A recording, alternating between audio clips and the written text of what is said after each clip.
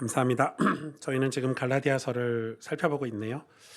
어, 갈라디아서는 갈라디아서 전체 주제가 이신칭의라고 말씀을 드렸고, 또 이신칭의가 무엇이다라는 것을 우리가 지금 갈라디아서를 통해서 배우고 있고, 그 이신칭의에 대한 간증 경험들을 지금 예루살렘 교회라든지 갈라디아 교회 지금 하고 있는 그런 이 바울의 서신서입니다. 그래서 갈라디아서를 우리가 배우면서 우리 안에도 그런 간증들, 고백들이 이렇게 세워지기를 간절히 바라는 마음으로 같이 말씀을 나누도록 하겠습니다. 2장 1절에서 10절 제가 대신 봉독해 드립니다. 14년 후에 내가 바나바와 함께 디도를 데리고 다시 예루살렘에 올라갔나니 계시를 따라 올라가 내가 이방 가운데서 전파하는 복음을 그들에게 제시하되 유력한 자들에게 사사로이 한 것은 내가 다름질하는 것이나 다름질하는 것이 헛되지 않게 하려 함이라. 그러나 나와 함께 있는 헬라인 디도까지도 억지로 할례를 받게 하지 아니하였으니 이는 가만히 들어온 거짓 형제들 때문이라. 그들이 가만히 들어온 것은 그리스도 예수 안에서 우리가 가진 자유를 엿보고 우리를 종으로 삼고자 함이로되 그들에게 우리가 한시도 복종하지 아니하였으니 이는 복음의 진리가 항상 너희 가운데 있게 하려 함이라. 유력하다는 이들 중에 본래 어떤 이들이든지 내게 상관이 없으며 하나님은 사람을 외모로 취하지 아니하시나니 저 유력한 이들은 내게 의무를 더하여 준 것이 없고 도리어 그들은 내가 무할례자들에게 복음 전함을 맡은 것이 베드로가 할례자에게 맡음과 같은 것을 보았고 베드로에게 역사하사 그를 할례자의 사도로 삼으시니까 또한 내게 역사하사 나를 이방인의 사도로 삼으셨느니라. 또 기둥같이 여기는 야고보와 게바와 요한도 내게 주신 은혜로 말미암아 나와 바나바에게 친교의 악수를 하였으니 우리는 이방인에게로 그들은 할례자에게로 가게 하려 함이라. 다만 우리에게 가난한 자들을 기억하도록 부탁하셨으니 이것은 나도 본래부터 힘써 행하여 왔노라. 아멘. 아멘. 여러분이 믿는 하나님은 어떤 하나님이십니까? 요즘은 뭐 미디어나 또 이런 것들이 굉장히 많이 발달돼서 많은 사람들이 하나님에 대해서 안다고 생각하고 또 하나님께 영광을 돌린다든지 하나님을 믿는다든지 내가 크리스찬이다, 내가 그리스도인이다 이렇게 말하는 사람이 굉장히 많습니다. 그런데 조금 다른 게 있죠. 약간의 미묘한 차이라고 느껴지겠지만 엄청난 차이가 있는데 우리가 믿는 하나님은 계시로 만난 하나님을 믿는 거죠. 여러분 이걸 구분하고 계셔야 돼요. 우리가 계시를 통해서 믿은 하나님, 계시가 뭐예요? 성경이죠. 하나님은 당신이 드러낸 것만큼만 우리는 믿을 수가 있어요. 우리가 하나님을 더 이상 알 수 없는 존재들이에요. 우리는 하나님 당신이 우리에게 보여주신 것만큼만 믿을 수 있어요. 하나님 왜 그만큼만 우리에게 보여주셨냐? 성경 66권만 우리에게 주셨냐? 이거면 충분하다는 거예요. 우리가 그 계시된 하나님을 믿는 거예요. 그게 기독교 신앙이에요. 그게 올바른 기독교 신앙이에요. 근데 어떤 분들은 이렇게 하나님에 대해서 서로 같은 얘기를 하고 있는데 종종 제가 느끼는 거는 저분은 계시된 하나님이 아니라 세상이 만들어낸 하나님. 폴 워셔 목사님이 얘기한 것처럼 미국 사람들이 주일날 교회 갈 때 산타크로스 같은 하나님에게 기도하러 그런 선물을 받으러 교회 간다고 이렇게 표현했는데 그래 엄청 욕먹으셨죠. 미국 교회에서 폴 워셔 목사님이. 근데 마치 그것처럼 우리가 만들어낸 하나님, 산타크로스 같은 하나님, 세상 사람들이 살을 붙이고 성경에도 없는 살을 붙여서 만든 하나님을 많은 사람들이 믿는다, 섬긴다, 그분의 뭐 자녀가 됐다 이런 표현들을 하더라는 것입니다. 전혀 다르죠. 바울은 오늘 본문에도 이 예루살렘에 올라간 걸 계시로 올라갔다고, 계시를 따라갔다고 지금 얘기를 해요. 2장에. 그러니까 바울은 계시를 통해서 예수님을 만났고 계시를 따라 이방인에게 복음을 전했죠. 본인이 이방 사역을 내가 하면은 좀 빛날 거야 이게 아니라 이방인에게 복음 전파한 것도 계시를 따라서 복음을 전했어요. 하나님이 바울을 부르실 때 내가 너를 이방의 사도로 세우려고 부르셨다 그랬어요. 원래 여러분 그 당시 상황으로 봤을 때 오늘 본문에도 나오지만 유명한 사도들이 있었죠. 대표적인 사도가 야고보, 게바, 베드로, 그 다음에 요한 사도였어요.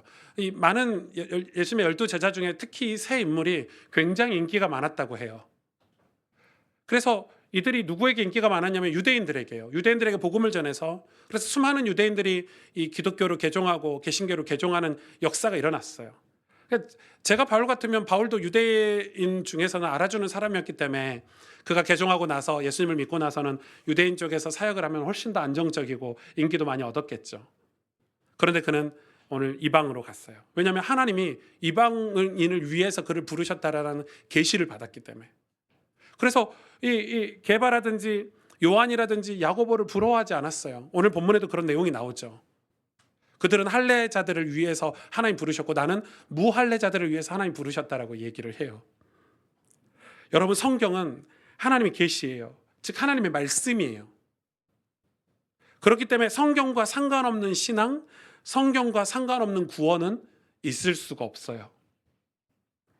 여러분, 이단과 사이비의 차이를 아시죠?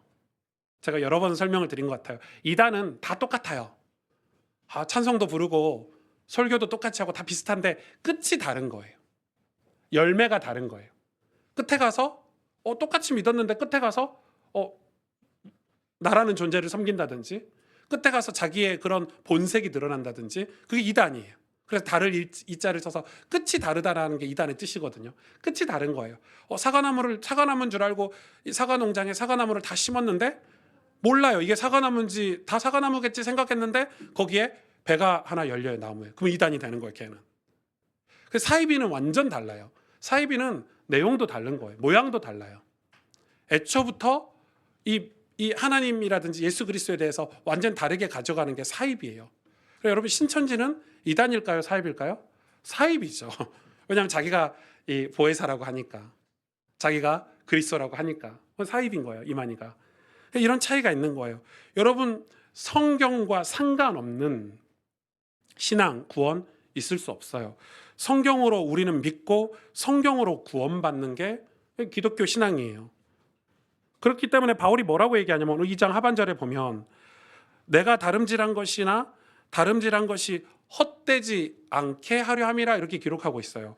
헛되지 않게 하려 함이라, 이거는 이 예루살렘에 가서 유력한 자들, 종교 지도자들에게 고백한 고백이지만 계시로 신앙생활하는 삶은 헛될 수가 없어요.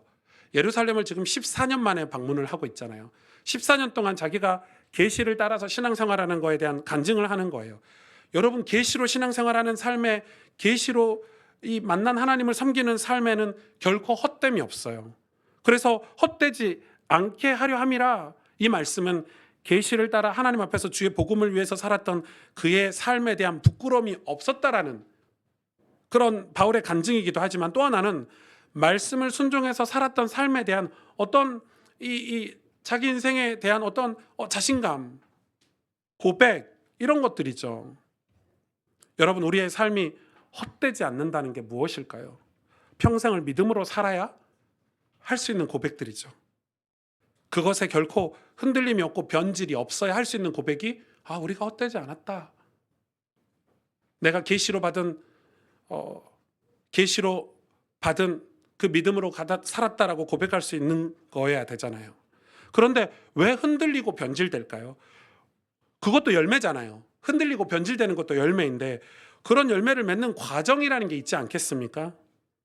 전 2가지라고 봐요. 첫째는 성경에 대한 충분성을 믿지 않았기 때문에, 성경에 대한 충분성을 믿지 않도록 이 시대가 지금 교회를 그렇게 만들고 있다라는 거예요. 다시 말해서 계시로 신앙생활을 하지 않아서 그러는 거예요. 왜 계시로 신앙생활을 하지 않았냐? 하나님의 말씀인 성경으로 충분하다, 이 믿음이 점차 사라지고 있는 거예요. 제가 부산에서 신학교 다닐 때, 제가 4학년 때 이제 졸업반일 때 조직신학 수업을 듣는데 조직신학 교수님이 그날따라 들어오셔서 저희에게 내가 너희들에게 작은 경고를 하나 할게 하고 얘기하셨어요. 이 신학교에서 수많은 수업을 여러분이 듣고 있지만 모든 교수님들이 다 성경을 충분하다고 믿지는 않는다, 이런 약간 고발성 얘기를 하더라고요. 그러면서 하시는 얘기가, 이 학교 복도에, 여러분 저희 학교는 완전히 오직 성경, 이런 보수 신학교잖아요, 부산에 있는 학교가.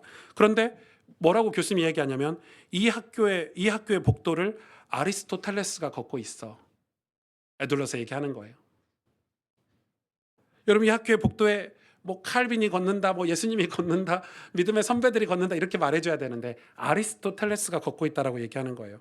그 말은 신학교 안에 그런 사상과 이념들을 가르치는 교수들, 왜냐하면 그 당시에 교수들이 전부 미국이라든지 이 네덜란드 화란 포체스트롬에서 유학을 하고 영국에서 유학을 하고 돌아온 교수들이 그런 사상을 배워왔다라는 거예요. 제가 96학번인데 그때 한국 교회에 들어온 신학들이에요. 그때부터 교회 안에 뭐가 들어오기 시작했냐면 심리학, 사회학, 인류학 이런 것들이 들어왔어요. 왜 이걸 제가 정확히 잘 아냐면 미국 교회가 우리 이전 세대 때 그걸 다 받아들였거든요. 심리학, 사회학, 인류학이 들어왔어요. 이게 단어가 어렵죠. 심리학, 사회학, 인류학이 이 단어가 어렵죠. 하나님의 사람들이 교회 생활에 어떤 영역을 다룰 수 있죠. 그러나 이 뭐냐면 정말 세상에 어려운 일을 부딪히면 세상의 전문가를 찾아야 된다고 믿기 시작하게 됐어요. 심지어 목회자들도 교회 안에서 그렇게 얘기하는 사람들이 생겨나기 시작했어요. 아, 복음은 예배는 예배고 당신의 그 문제는 밖에 전문가를 찾아야 돼. 맞는 말 같죠. 굉장히 유익한 말 같아요. 디모데후서 3장 17절에 하나님의 사람으로 온전하게 하며 모든 선한 일을 행할 능력을 갖추게 하려 함이라. 하나님 말씀은 우리 삶을 온전케 하며 모든 선한 일을 행할 능력 있는 삶을 살도록 해주는 게 하나님 말씀인데 이 말씀을 배웠음에도 불구하고 많은 목회자들이 많은 신학 교수들이 하나님 말씀이 성경이 충분하지 않다라고 가르치기 시작한 거예요. 아마 그때부터 하나님에 대한 무지가 두 번째죠. 하나님에 대한 무지가 생겨나기 시작한 거 아닌가요? 하나님을 알아야 한다, 하나님을 안다라고 했지만 하나님에 대한 배움들이 그때부터 한국교회에서 사라지기 시작했어요. 여러분 성경 공부도 사라지기 시작한 게 그때고요. 1:1 양육도 사라진 게 그때부터고요. 여러분 되돌아서 보십시오. 1990년대, 2000년대 초반에부터 한국교회 생겨나는 게 화려한 조명 아래서 드리는 열린 예배 같은 거, 쇼하는 것들이요. 화려한 밴드. 제 친구가 그 윈드 워십이라고 섬기는 유명한 찬양 사역자 이성재 목사라고. 그 친구가 그런 얘기를 해요.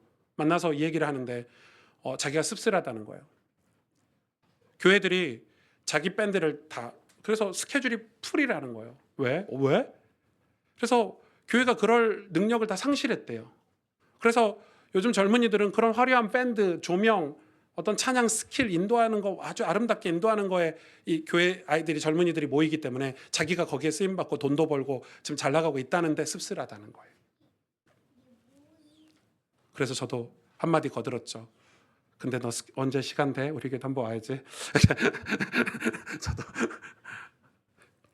우리 교회는 화려한 조명은 없지만 그래도 한번 와야지.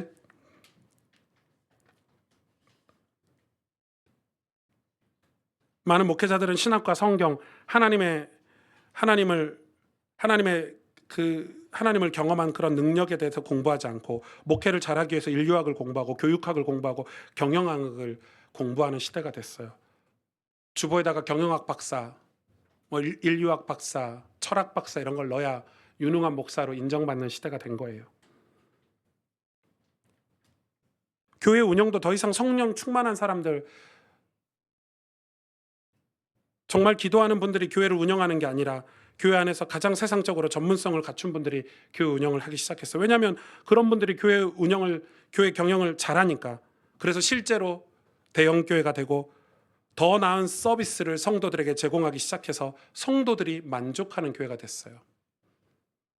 성도들이 만족하는 교회. 제가 딱 한 20년 전이에요. 제가 제 친구랑 시카고 지역을 갔는데 거기에 큰 호수가 있잖아요. 호수 옆에 엄청 큰 교회가 있다고 가보자고 하더라고요. 제가 아직도 잊혀지지가 않아요. 교회를 겉모양에서 봤는데 무슨 몰 같았어요. 여러분 미국에 가면 이렇게 몰들이 있잖아요, 동네마다. 그리고 큰 그런 하얀색, 회색 마치 이 천안 같은 데 가면은 삼성 공장처럼 큰 그냥 이 박스로 그냥 지어진, 그래서 겉에서 볼 때는 무슨 큰 박스가 된 끝에서 끝이 보이지도 않을 만큼 큰 박스로 된 교회였어요. 교회 밖에 교회 이름도 없었고 십자가도 없었어요. 안에 들어갔는데 깜짝 놀랐어요. 진짜 몰이더라고요. 갔더니 상가도 있고 은행도 있고. 뭐 유치원들도 있고 게임장도 있고. 우와, 끝내주대요. 저는 그게 그런 상가 안에 예배가 있는 건 줄 알았는데 그 자체가 예배, 이 교회라고 하더라고요. 그때 엄청 부러워했었어. 제가 그때 그 교회 예배 참석하면서 되게 감동이었어요. 은혜를 받은 건 아니고 여러분, 감동이었어요. 예. 그 교회가 어떻게 해서 그렇게 지어졌냐? 성도들이 주말에 쇼핑 가느라고, 뭐 캠핑 가느라고, 아이들 교육시키느라고 예배를 오지 않으니까 그걸 설문조사해서 교회를 성도들의 입맛에 맞게 그렇게 꾸며놓은 거다라고 얘기를 해요. 교회 안에 쇼핑몰도 있고 아이들 교육하는 것도 있고 진짜 편리하겠다 이런 생각이 저도 들었어요, 그 당시에. 그런데 얼마 지나지 않아서 미국 교회는 그걸 후회하기 시작했어요. 그리고 그것이 하나님 앞에 죄라는 걸 깨달았어요. 아이들이 더 이상 신앙생활하지 않다는 걸 알게 됐어요. 아이들이 더 이상 이 성경을 읽지 않고 하나님께 도우심을 구하지 않는 시대가 오고 아이들이 점점 타락해가고 가정을 걷잡을 수 없는 가정의 문제들이 오고 세상이 압도하는, 세상이 정말 대단하다라고 생각하는 그런 사상과 문화가 오기 시작했어요. 그걸 보고 복음주의 목회자들, 제가 여러분에게 늘 책으로 추천한 폴 워셔라든지 폴 트립이라든지 존 오토버그라든지 존 맥스웰이라든지 이런 복음주의 목회자들이 더 이상 그걸 지켜볼 수가 없었어요. 그래서 그들이 외쳤어요. 다시 성경으로 돌아가야 된다. 우린 다시 하나님을 기쁘게 하는 예배로 돌아가야 된다. 그런 목회자들이 일어난 거예요. 제가 그런 목회자들의 책을 읽기 시작한 게 한 15년 전쯤부터였으니까 다시 교회는 성경을 펼치기 위해서 고군분투했어요. 미국 교회가 다시 하나님을 예배하기 위해서, 온전히 예배하기 위해서, 성경적으로 예배하기 위해서 몸부림치기 시작했고 하나님께서 기뻐하시는 영혼들을 위해서 그들이 기도를 하기 시작했어요. 별거 아닌 것 같지만 지난주에 이 켄터키주의 한 대학교에서 한 채플에서 일어난 회개 운동, 어떤 기도의 역사가 그 열매가 아닌가 생각이 들어요. 이 영상에 보면 그들이 이 채플실에 들어가지 못해가지고 잔디밭에서 무릎 꿇고 있는 모습이 나오죠. 근데 이게 저는 되게 좀 신선한 충격인 게, 여러분 미국 사람들을 모르셔도 미국 사람들은 무릎을 꿇지 않습니다. 무릎 꿇는 문화가 아니에요, 기도할 때도.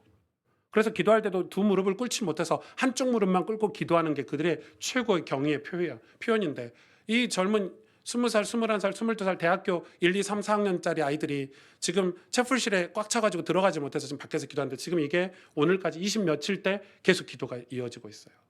여러분, 이 집회가 이 준비한 집회가 아니에요.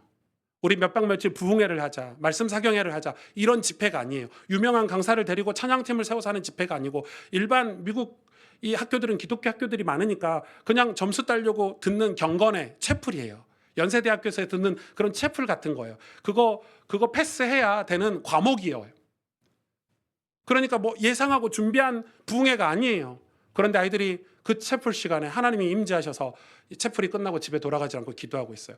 이걸 두고 많은 신학자들, 목회자들이 이걸 우리가 의도적으로 이게 하나님의 부흥인지 아닌지 알기 위해서 우리가 이걸 터치하지 않아야 되니까 지금 그대로 두고 있어요. 그대로 두고 있는데 미국 전역의 신학교들, 또 일반 대학교에서들까지 지금 이런 기도 모임들이, 여러분 미국 대학교 1, 2, 3학년 아이들이 뭐가 부족할까요? 그 아이들이 뭐가 부족할까요? 그 선진국에서 그 뛰어난 아이들이.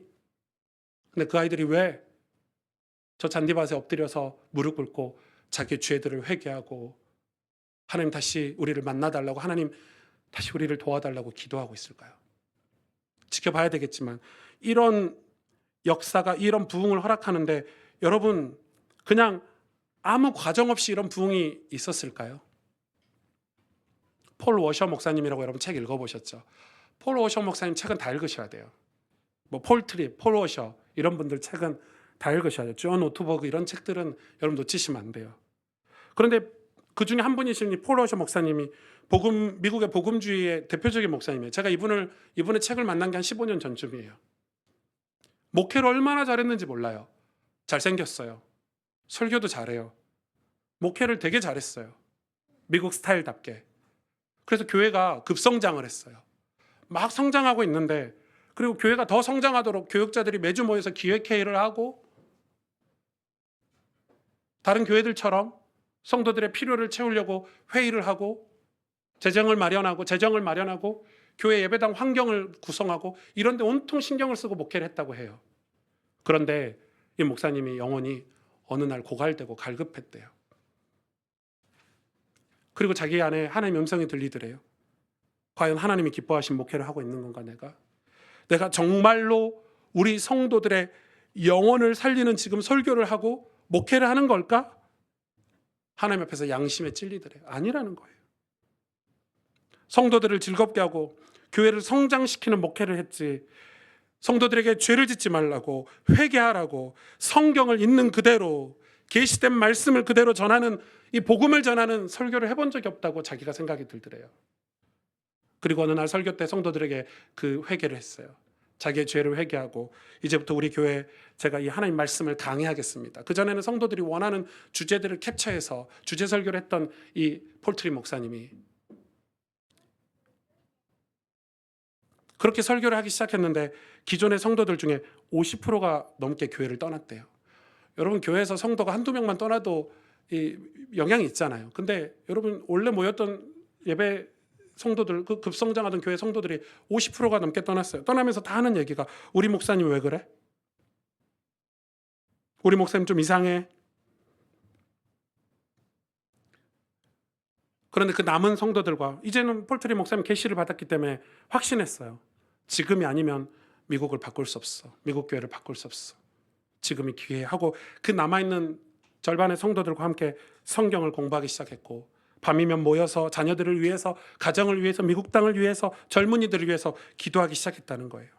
놀라운 일이 교회에 일어난 거죠. 가정들마다 성령이 역사하시기 시작하고, 구원의 역사가 진짜 일어나기 시작하고, 회개하는 자녀들이 생겨나기 시작하고, 그래서 이전보다 교회가 훨씬 더 커졌어요. 지금 그런 목회자들의 과정들이 지금 오늘날 이 켄터키의 한 대학교에서 시작된 이 젊은이들의 회개 운동에 여러분 관련이 있다고 생각하지 않으십니까? 헛되지 않아야 됩니다. 우리의 신앙생활이 헛되지 않아야 됩니다.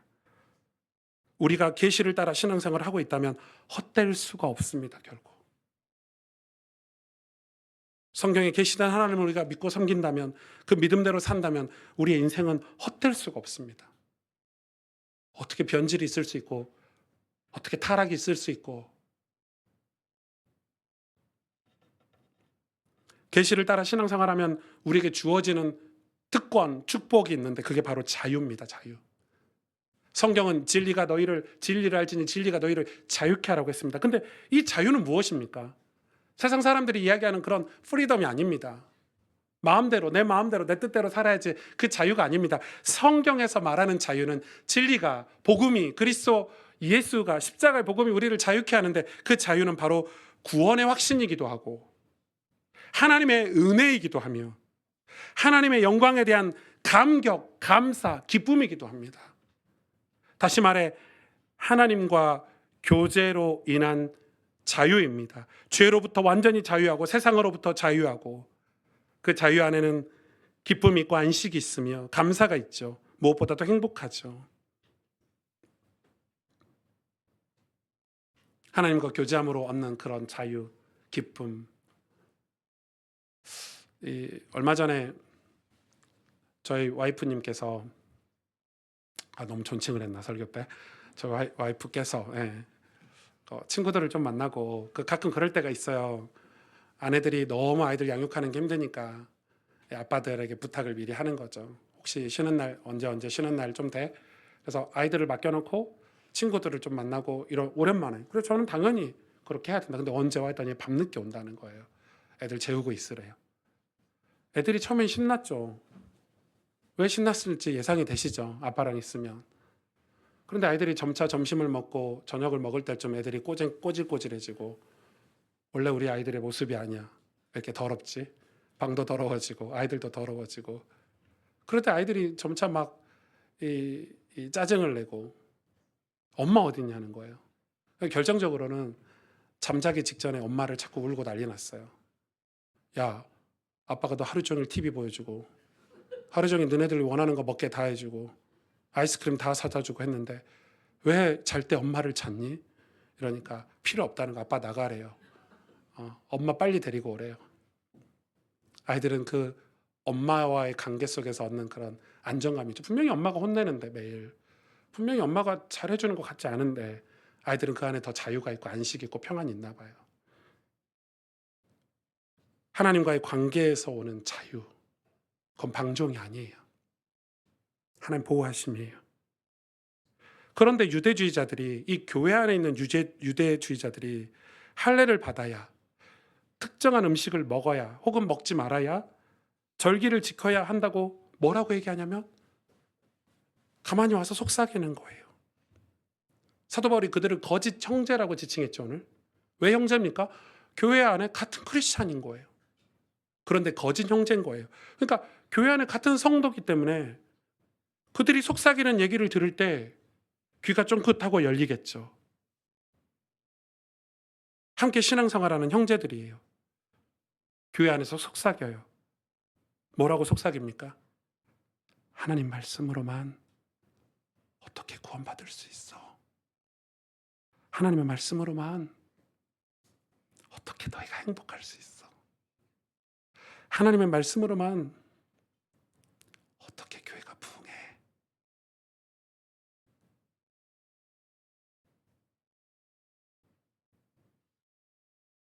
그 얘기를 하는 거예요. 근데 그들이 오늘 본문에 보니까 가만히 들어온 거짓 형제들 때문이라, 그들이 가만히 들어온 것은 그리스도 예수 안에서 4절에 보니까 우리가 가진 자유를 엿보고자. 엿보고. 왜 엿보다라는 표현이 돼 있죠? 이거 원어에 보니까 이 엿보다라는 표현은 이 거짓 형제들은 이 자유를 맛보지 못한 거예요. 같은 교회 안에 있는데 계시된 하나님의 말씀을 통해서 그리스도 안에서 하나님의 품을 경험하지 못하고 그 구원의 감사, 감격, 그 하나님의 영광에 대한 어떤 소망들, 하나님의 은혜를 맛보지 못한 거예요. 그러니까 엿보는 거죠. 보니까 얘네들은 이방에서 온, 우리가 버러지, 걸레, 뭐 먼지받지도 못한 그런 이방인들이라고 생각했는데 얘네들이 교회, 자기들도 예수를 믿고 기독교로 개종한 유대인들이잖아요. 그런데 이방에서 개종한 전애들은, 원래 우상을 섬기던 전애들이 왜 저렇게 하나님을 사랑하고 있는지, 왜 예배 시간마다 저렇게 뜨겁게 하나님을 찬양하고 있는지, 왜 저렇게 얼굴이 밝고 해맑은지 이 유대인들이 짜증난 거예요. 왜요? 자기들은 원래 하나님을 잘 믿었거든요. 율법을 잘 섬겼거든요. 그래서 예수를 믿으면 더 그 교회에서 높은 자리, 좋은 자리, 물론 그 지위적으로는, 위치적으로는 그런 자리에 있었을 수 있지만은 영적으로는 이방인들이 너무너무 하나님을 사랑하고 하나님께 은혜를 너무 많이 받아서 변화되고 있는 모습을 보면서 시기 질투가 생긴 거예요. 그래서 그들의 자유를 엿보고 뭐라고 얘기하냐면 속삭이는 거예요. 할례를 받아야 구원받을 수 있어. 할례를 꼭 받아야 돼. 사도 바울은 뭐라고 얘기합니까? 우리를 종으로 삼고자. 우리가 가진 자유를 엿보고 우리를 종으로 삼고자. 여러분, 우리가 이 죄의 종에서, 세상의 종에서 우리를 자유케 하시려고 독생자 아들 예수 그리스도가 우리에게 오셔서 우리를 완전히 자유케 하셨는데 우리가 다시 죄의 종으로 간다고요? 우리가 다시 율법의 종으로 간다고요? 그럴 수 있나요? 제가 고등학교 1학년 때 예수를 믿기 시작해서 진짜 은혜를 많이 받았어요. 저는 교회를 얼마 다니지 않아서 교회 분위기, 문화 이런 거 잘 몰랐죠. 저는 교회 다니는 어른들은 다 신앙이 좋은 줄 알았거든요. 제가 근데 그때 얼마나 은혜를 많이 받았냐면 은혜를 너무 많이 받아버렸어요. 그러니까 제가 주일에는 아침에 8시부터 드리는 중고등부 예배, 그 다음에 오전에 대예배, 오후 예배, 성가대, 찬양팀, 뭐 교회에서 하는 모든 건 다 참석했어요. 그리고 금요 예배도 와서, 저는 금요일 날 교회를 와서 토요일 날 학교를 항상 갔어요. 여러분, 저의 고2, 고3 시절은 토요일 날 항상 학교를, 요즘 아이들은 왜 토요일 날 학교 가는지 모르시죠? 저 때는 토요일 날 학교를 갔답니다. 토요일 날 항상 교회에서 갔어요. 수요예배도 나왔죠, 당연히. 그런데 제가 금요예배를 한참 하고 있는데 어떤 집사님이 제 어깨를 툭툭툭 때리는 거예요. 이렇게 보니까 잘 모르는 분이에요. 제가 교회를 다닌 지 얼마 안 됐으니까. 근데 그분이 저한테 그러는 거예요. 승주야, 학생. 예? 이랬더니 고3이 공부해야 되지. 맨날 교회 오면 어떡해? 물론 그분이 저를 위해서 한 말이었겠죠. 저 혼자밖에 없었으니까. 저는 그분 말씀이 근데 하나도 마음에 담기지 않았어요. 제가 지금 이야기를 하는 거 여러분 다 공부하지 말고 고3 때 교회 와서 기도하라 이 말 아닌 거 아시죠? 제 간증을 하는 거예요. 제가 그 당시에 실업계 고등학교를 다녔어요. 여러분 중학교를 시골에서 나와가지고 좋은 고등학교를 갈 실력이 안 됐어요. 실업계 고등학교 가서 제가 얼마나 공부를 할 수 있겠어요. 그래서 저는 은혜 받고 나서 친구들에게 전도하려고 우리 가족들에게 전도하려고 공부를 하기 시작했는데 제가 좋은 내신으로 전교 2등으로 졸업했거든요. 실업계 학교에서. 그래서 신학대학교도 갈 수 있었어요. 그런데 공부 못해서 실업계 학교 가서 예수 믿고 변화돼서 우리 가족 구원하려고 우리 학교 친구들 구원하려고 내가 무엇보다 내가 주님과 더 친밀해지고 하나님을 더 알고 싶어서 하나님께 은혜 받고 싶어서 기도하고 있는데 학생 고3이 공부해야지 아직 저를 모르시는 분이죠. 여러분 제가 그냥 간증하는 것 같아도 여러분에게 성령께서 역사하시길 간절히 바라는 마음으로 제가 지금 간증하는 거예요. 지금 생각해 보니까 그때가 가장 행복했어요. 여러분 우리가 가진 자유가 그냥 얻어진 게 아니잖아요. 여러분 우리가 지금 가지고 있는 이 은혜가 그냥 얻어진 은혜가 아니잖아요. 여러분은 그냥 거저받은 은혜지만은 하나님 입장에서 볼 때는 독생자들을 내어줌으로 그를 죄에 내어줌으로 십자가에서 죽이심으로 죄를 그에게 전가시킴으로 얻어진 자유 아닙니까? 근데 이 자유가 그냥 계속 유지되는 것도 아니라는 사실을 아셔야 됩니다. 계시로 신앙생활하지 않으면 거짓 형제들의 속삭임에 다 넘어갈 거예요. 하나님에 대해서 모르면 말씀으로 신앙생활하지 않으면 이 속삭임에 누가 버티고 누가 살아남을 수 있겠습니까? 그래서 바울은 5절에 이렇게 얘기해요. 이는 복음의 진리가 항상 너희 가운데 있게 하려 함이라. 바울이 한 사역 중에 이 교회들을 향한 사역 중에 사역이 이거였어요. 복음의 진리가 항상 너희 가운데 있게 하려 함이라. 그러면서 간증하잖아요. 내가 이 복음을 이방인들에게 무할례자들에게 전하도록 하나님 나를 부르셨다는 거예요. 할례자들에게는 그러니까 유대인들에게는 베드로나 다른 사도들이 그 사명을 감당하고 있잖아. 주님은 나를 이방인의 사도로 불러주셨어. 그래서 자기가 사도라고. 왜냐하면 이방인을 위한 사도는 한 명도 없었거든요. 당시에. 하나님이 베드로를 이방의 사도로 세우려고 고넬료의 집에 가서 이 하나님 말씀을 전하고 예수 그리스도를 전하려고 했는데 이 베드로가 마지못해 했지. 그대로는 단 한 차례도 이방인에게 가지 않았거든요.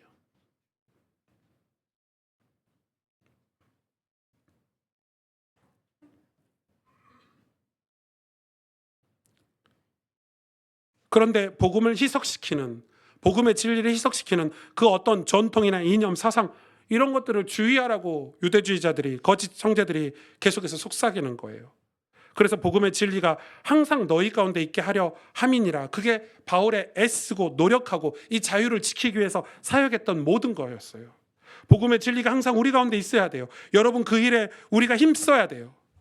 그런데 복음이 어떻습니까?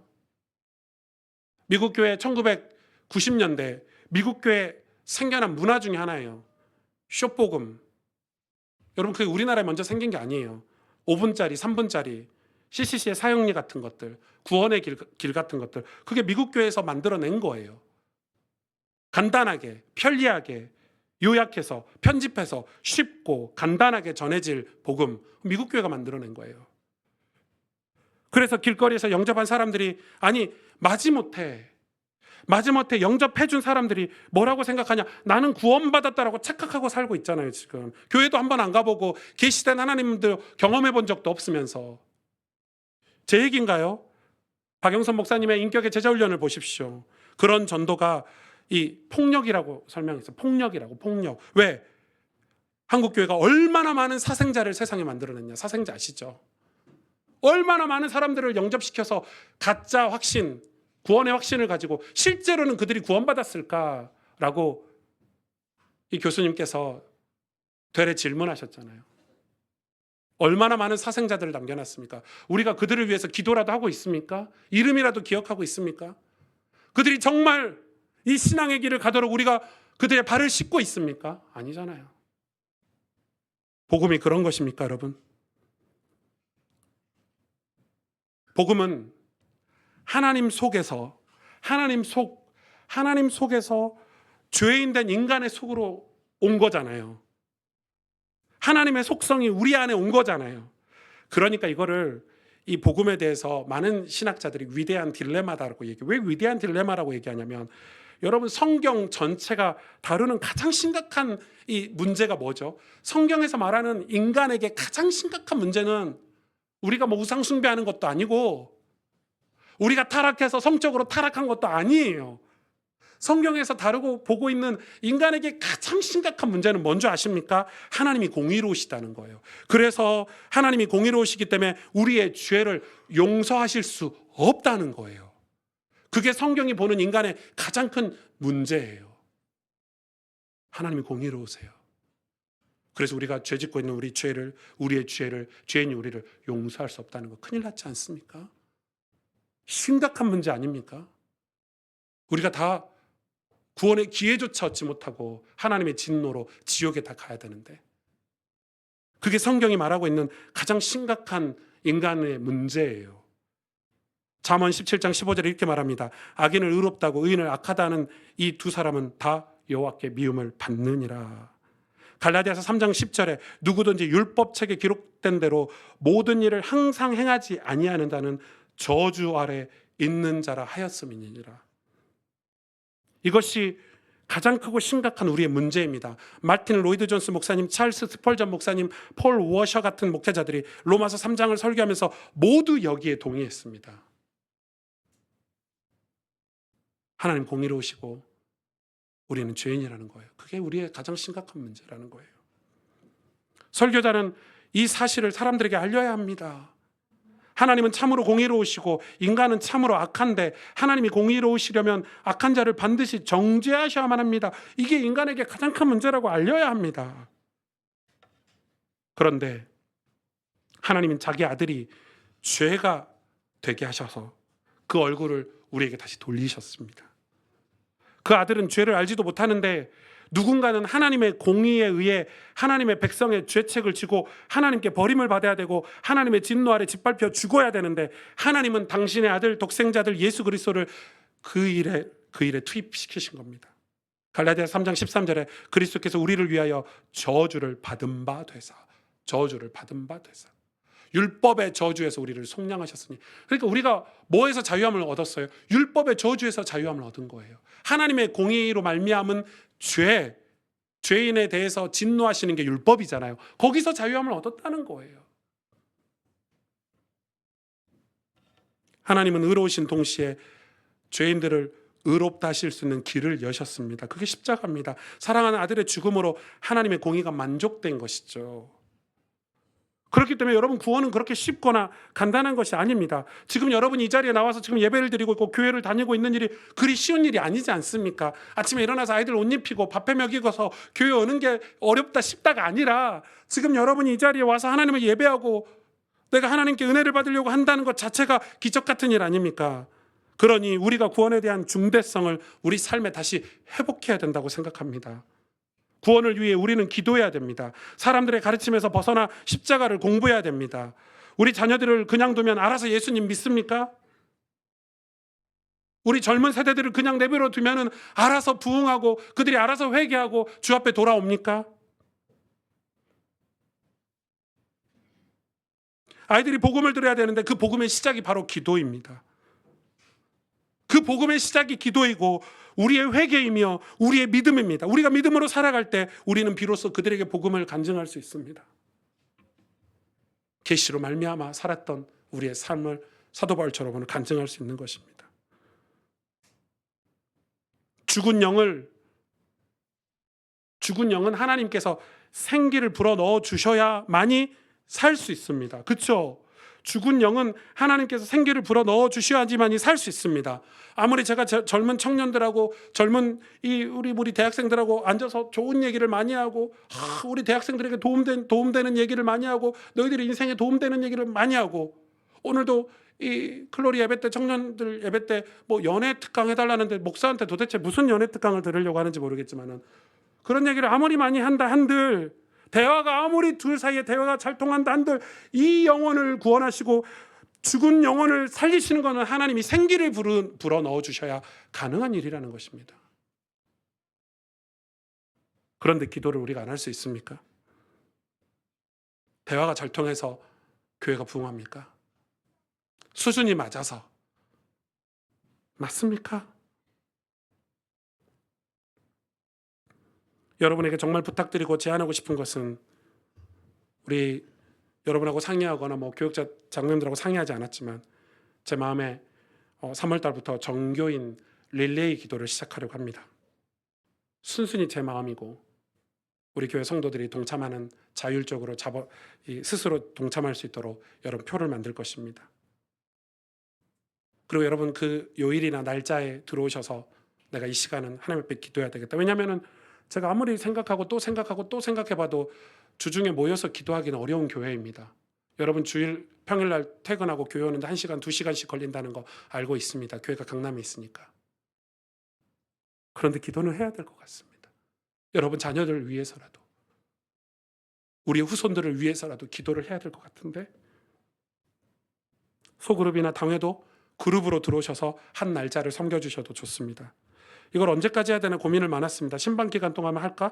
아니면 여름 말씀 사경일까지 할까? 그런데 아니라는 생각이 들었습니다. 평생 해야지. 내가 은퇴할 때까지 할 수 있는 거야, 이거는. 우리의 기도가 멈춰서는 안 되니까요. 여러분 진짜 부탁드리고 싶습니다. 여러분 스케줄들을 조정하셔서 가능하신 분들, 정말 시간이 되시는 분들, 여러분 금요일에 오셔서 함께 기도하길 원합니다. 집에서 하는 것도 좋지만 여러분 정말 집에서 간절히 기도가 됩니까? 물론 여러분 이 사역도 있고 아이들도 키워서 억지로 상황이 안 되는데 제가 그런 스타일 아닌 거 아시죠? 전 강요할 줄 모릅니다. 여러분 교회와 가정을 위해 우리가 기도해야 된다는 것입니다. 무엇보다도 우리는 영혼 구원을 위해서 우리는 기도해야 됩니다. 디모데후서 4장 1절에서 8절에 보면 하나님 앞과 살아있는 자와 죽은 자를 심판하실 그리스도 예수 앞에서 그가 나타나실 것과 그의 나라를 두고 엄히 명하노니 너는 말씀을 전파하라. 때를 얻든지 못 얻든지 항상 힘쓰라. 때가 이르리니. 어떤 때가 이릅니까? 사람들이 바른 교훈을 받지 않고 귀가 가려워서 자기의 사욕을 따를 스승을 많이 두고 여러 스승을 두고 살지 않습니까? 심리학에 수많은 사상과 이념에게 스승을 두고 살잖아요. 또 그 귀를 진리에서 돌이켜 허탄한 이야기를 따르니라. 그렇죠. 그러면서 뭐라고 얘기합니까? 그러나 우리는 오승주 목사 너는 모든 일에 신중하라. 그리고 고난을 당하라. 이렇게 얘기합니다. 고난을 당하라. 여기서 고난을 당하라는 것은 무엇입니까? 신중하고 고난을 당하라. 하나님 당신 자녀에게 하나님이 장난꾸러기여서 고난도 좀 줘볼까? 좀 테스트 좀 해볼까? 이런 분이 아닙니다.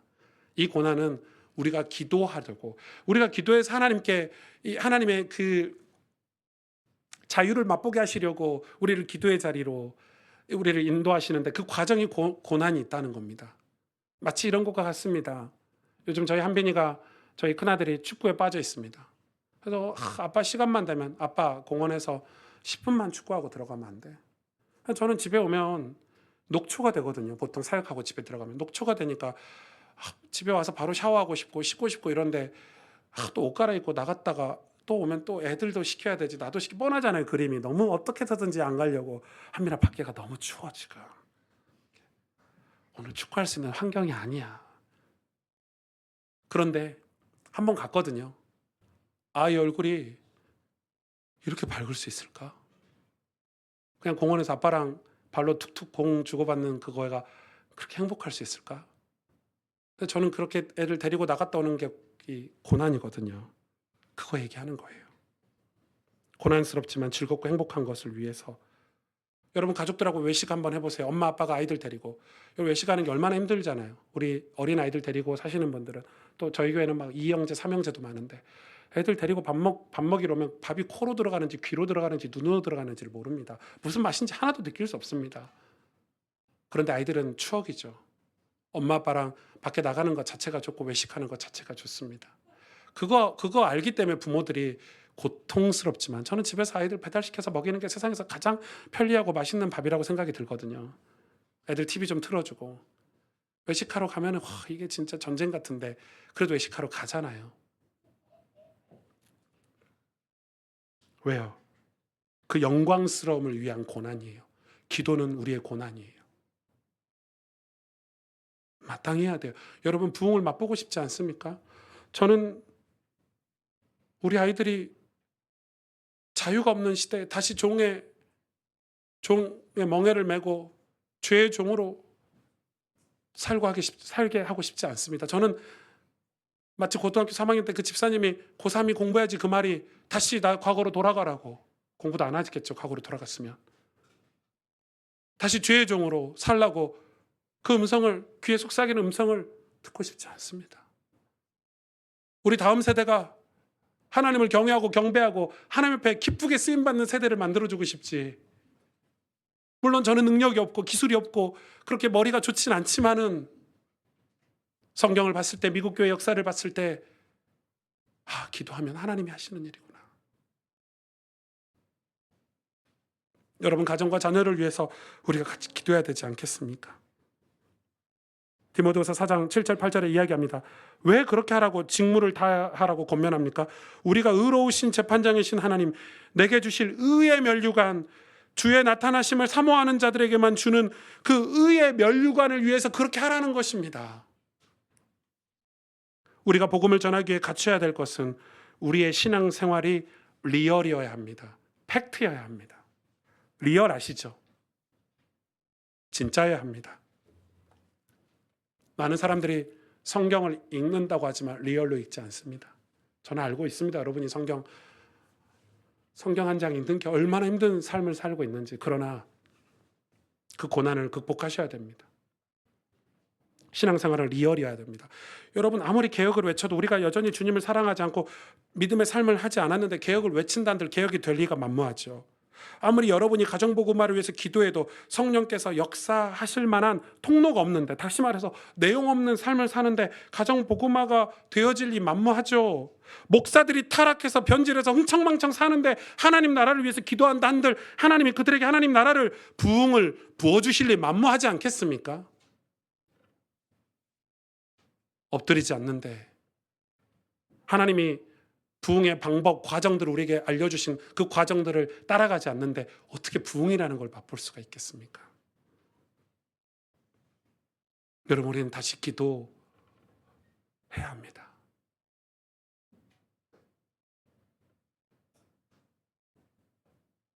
기도하는 일이 우리에게 가장 치열한 우리 인생의 싸움이 되기를.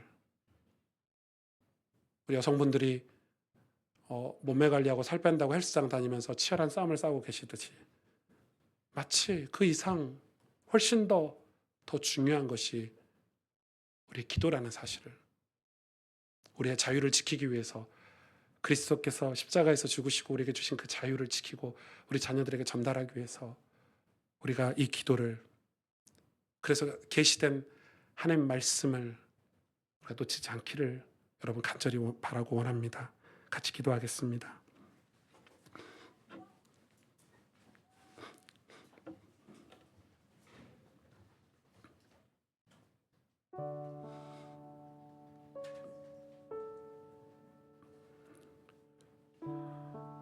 성령께서 우리에게 기름 부어주시기를, 성령께서 내 안에 오시기를 이 시간 간절히 기도하기를 원합니다. 여러분,